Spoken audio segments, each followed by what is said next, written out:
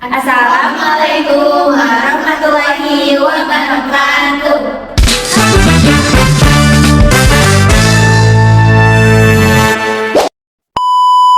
Halo semuanya, kami dari kelompok 5.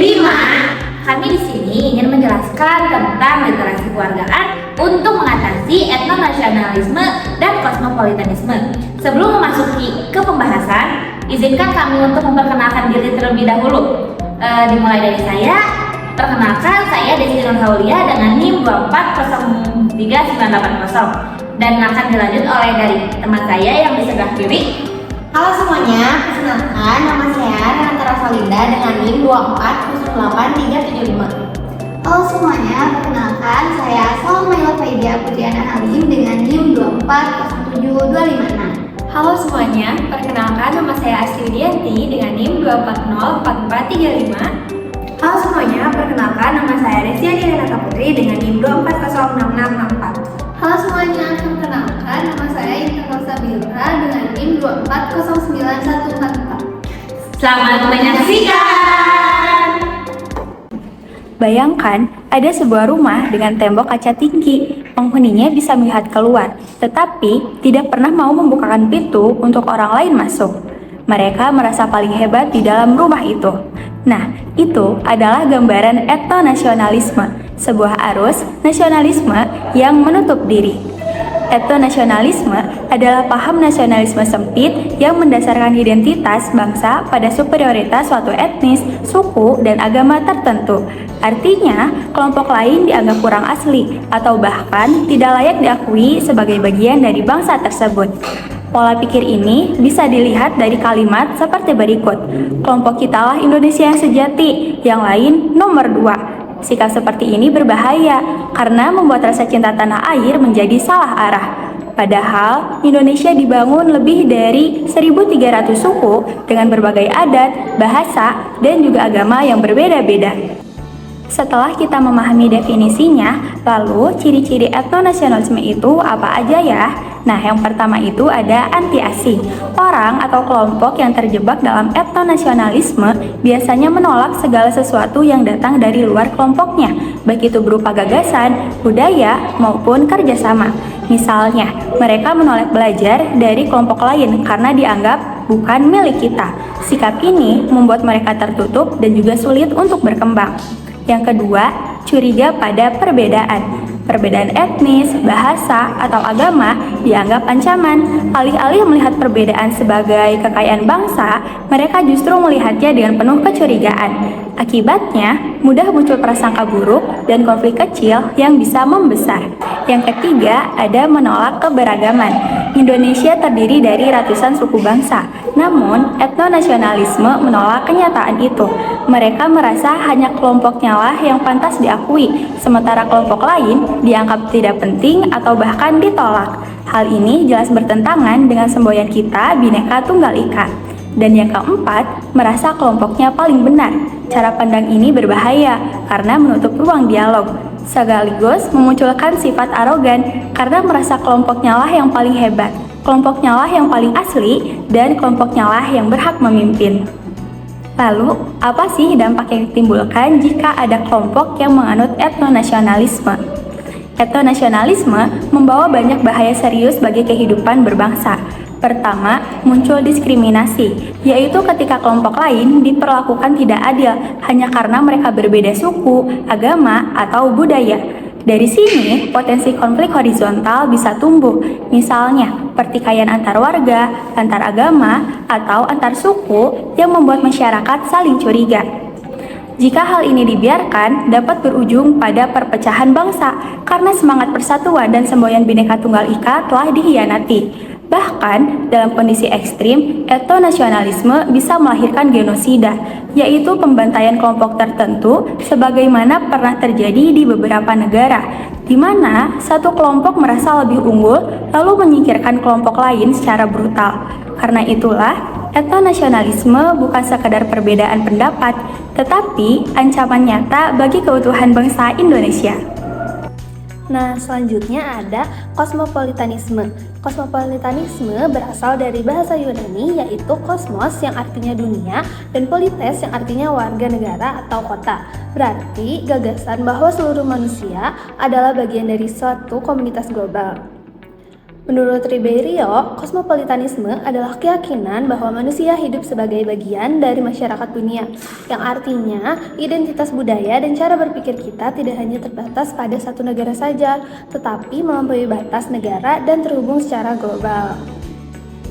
Maka, kosmopolitanisme adalah pandangan bahwa semua orang di dunia sebaiknya merasa menjadi warga dunia, bukan hanya warga negara tertentu. Pemikiran ini mengajak kita untuk hidup bersama dalam komunitas global yang saling menghargai tanpa memandang asal negara, suku, agama, atau budaya. Memiliki hak yang sama untuk dihormati dan diperlakukan dengan adil. Nah, apa aja sih ciri-cirinya? Yang pertama, ada kesetaraan antar manusia. Artinya, semua manusia dipandang dalam martabat dan hak tanpa memandang asal, negara, budaya, suku, agama, dan status ekonomi. Yang kedua, ada identitas global atau warga dunia, yaitu identitas seseorang tidak terbatas hanya pada identitas lokal atau nasional, tapi juga sebagai bagian dari komunitas global. Ketiga, ada toleransi dan respek terhadap perbedaan orang. Kosmopolitan menghargai keyakinan, budaya, dan pandangan yang berbeda, mencoba membangun hubungan yang saling menghormati. Yang keempat, ada keterlibatan etis dan politik lintas batas. Hal ini membuat kesadaran dan tanggung jawab terhadap isu global seperti kemiskinan dunia, keadilan, hak asasi manusia, perubahan iklim, migrasi, dan lain-lain. Yang terakhir yaitu institusi global dan hukum internasional yang mendukung pembentukan lembaga, politik, atau mekanisme hukum yang bersifat global atau internasional agar erat hubungannya dengan komunitas manusia secara keseluruhan.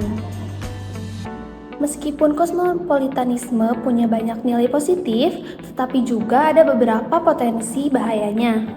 Apa aja sih bahaya yang akan ditimbulkan? Yaitu ada pengikisan identitas lokal atau nasional. Fokus terlalu kuat ke identitas global bisa membuat seseorang melepas atau meremehkan nilai-nilai lokal seperti budaya, tradisi, atau bahasa yang menjadi bagian identitas nasionalnya. Selanjutnya ada ketidakjelasan dalam pelaksanaan praktis ide moral dan etis.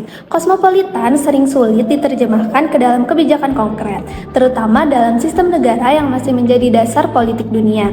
Banyak tantangan dalam menyelaraskan hukum, regulasi, dan kepentingan lokal dengan prinsip universal. Yang selanjutnya, ada dominasi budaya yang kuat atau cultural imperialisme.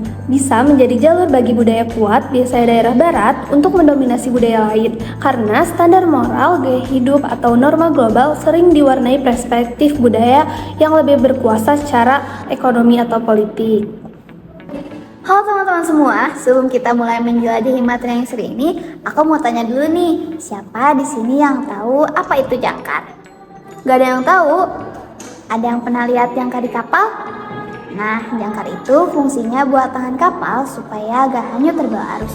Bayangin, kalau kita ini adalah kapal yang sedang berlayar di lautan kehidupan yang penuh gelombang dan arus deras. Terus, ada juga nih yang namanya kompas. Siapa yang pernah pakai kompas? Kompas itu alat yang nunjukin arah supaya kita nggak nyasar. Jadi, jangkar itu buat tahan kita supaya gak terbawa arus yang salah. Dan kompas itu buat nunjukin arah yang benar supaya kita bisa sampai tujuan dengan selamat. Nah, sekarang bayangin kalau kita sebagai warga negara Indonesia, kita juga butuh jangkar dan kompas supaya gak terbawa arus yang ekstrim yang bisa memecah belah kita, seperti etnonasionalisme yang terlalu mengedepankan identitas suku, atau kosmopolitanisme yang bikin kita lupa sama akar budaya kita sendiri. Jadi, apa sih jangkar dan kompas kita? Jawabannya adalah literasi kewargaan. Literasi kewargaan ini yang akan menancapkan kita pada nilai-nilai Pancasila sebagai jangkar dan membekali kita dengan kearifan lokal sebagai kompas. Dengan begitu, kita bisa tetap kuat dan tahu arah di tengah derasnya arus zaman ini. Yuk kita gali lebih dalam bagaimana literasi keluarga ini bisa jadi jangkar dan kompas kita dalam kehidupan berbangsa dan bernegara. Nah teman-teman, mari kita mulai dengan jangkar kita yaitu Pancasila. Pancasila bukan cuma sekedar lambang atau slogan, tapi nilai-nilai yang menancap kuat di hati dan jiwa kita sebagai bangsa Indonesia. Ingat sila persatuan Indonesia? Nah, sila inilah yang jadi jangkar utama kita, yang menahan kita agar tidak terpecah-pecah oleh etnonasionalisme yang seringkali mengedepankan perbedaan suku, agama, dan budaya secara berlebihan. Pancasila mengingatkan kita bahwa kita semua adalah satu bangsa, satu tanah air, dan satu Indonesia. Selain itu, sila kemanusiaan yang adil dan beradab mengajarkan kita untuk selalu menghormati sesama manusia tanpa memandang latar belakangnya. Ini adalah jangkar moral yang menahan kita dari sikap diskriminatif dan eksklusif yang bisa merusak persatuan. Sekarang, mari kita lihat kompas kita, yaitu kearifan lokal. Kearifan lokal adalah pengetahuan dan nilai-nilai budaya yang telah diwariskan secara turun-temurun oleh nenek moyang kita. Kearifan ini membantu kita menyaring arus kosmopolitanisme yang datang dari luar agar kita bisa mengambil hal-hal positif seperti ilmu pengetahuan, teknologi, dan etos kerja tanpa kehilangan jati diri kita sebagai bangsa Indonesia.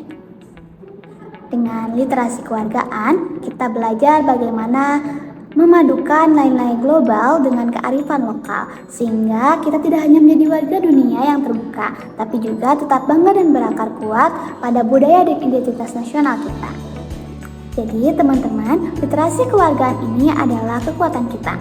Ia adalah jangkar yang menahan kita agar tidak terombang-ambing oleh arus perpecahan, dan kompas yang menuntun kita agar selalu berada di jalan yang benar menuju masa depan yang harmonis dan bermartabat. Global Citizenship Education atau pendidikan kewarganegaraan global adalah jenis pendidikan yang melibatkan partisipasi aktif pelajar dalam proyek-proyek yang berkaitan dengan isu sosial, politik, ekonomi, dan lingkungan secara global. GCID terhubung dengan tujuan pembangunan berkelanjutan Perserikatan Bangsa-Bangsa SDG, terutama di SDG 4 yang terkait dengan pendidikan konten bermutu. Konten pendidikan disesuaikan untuk memasukkan isu-isu global dan siswa didorong untuk mengikuti proyek-proyek di berbagai setting seperti sekolah, lembaga budaya, dan juga masyarakat. Unsur dari inti GCID ini yaitu yang pertama ada kesadaran global atau global consciousness, yaitu kesadaran akan keterkaitan tantangan global seperti hak asasi manusia, keberlanjutan lingkungan, dan juga keadilan sosial. Yang kedua, ada kompetensi global atau global competencies, yaitu keterampilan seperti berpikir kritis, resolusi konflik, kemampuan melihat dari sudut pandang lain, kerja sama tim, dan juga pemahaman antar budaya. Dan yang terakhir, ada nilai dan perilaku atau values and behaviors, yaitu mendorong toleransi, rasa hormat, empati, keadilan, serta partisipasi aktif dalam tantangan sosial.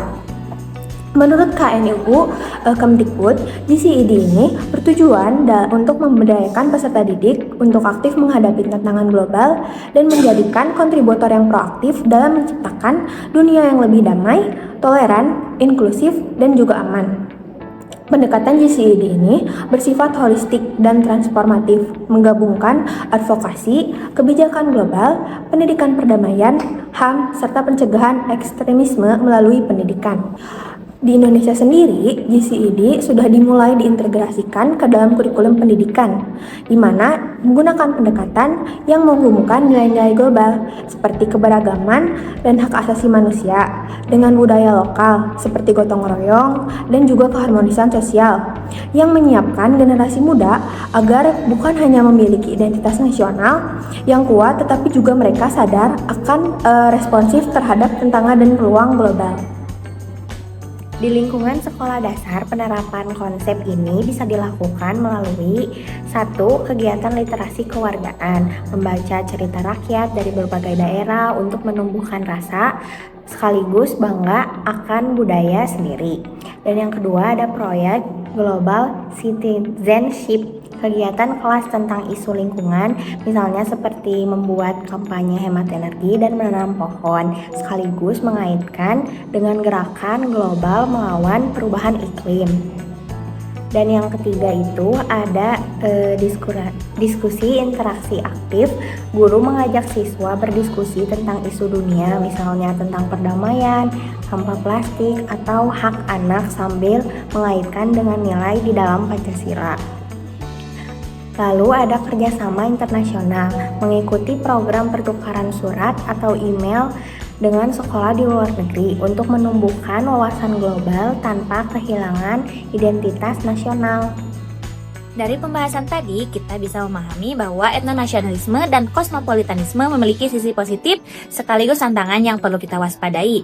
Etnonasionalisme bisa membuat kita terjebak dalam pandangan sempit yang mengancam persatuan. Sementara kosmopolitanisme dapat membuka wawasan global namun berisiko mengikis identitas lokal.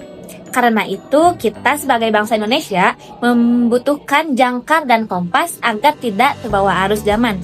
Jangkar kita adalah Pancasila yang menjaga persatuan dan nilai kemanusiaan. Sedangkan kompas kita adalah kearifan lokal yang membantu menyaring pengaruh global tanpa kehilangan jati diri bangsa.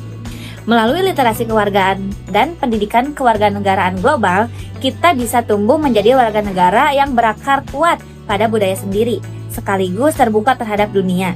Dengan cara ini, kita tidak hanya menjaga keutuhan bangsa, tetapi juga berkontribusi membangun dunia yang lebih adil, damai, dan bermartabat. Sekian dari kelompok 5. Terima kasih telah menyaksikan video ini. Mohon maaf bila ada kesalahan. Wassalamualaikum warahmatullahi wabarakatuh.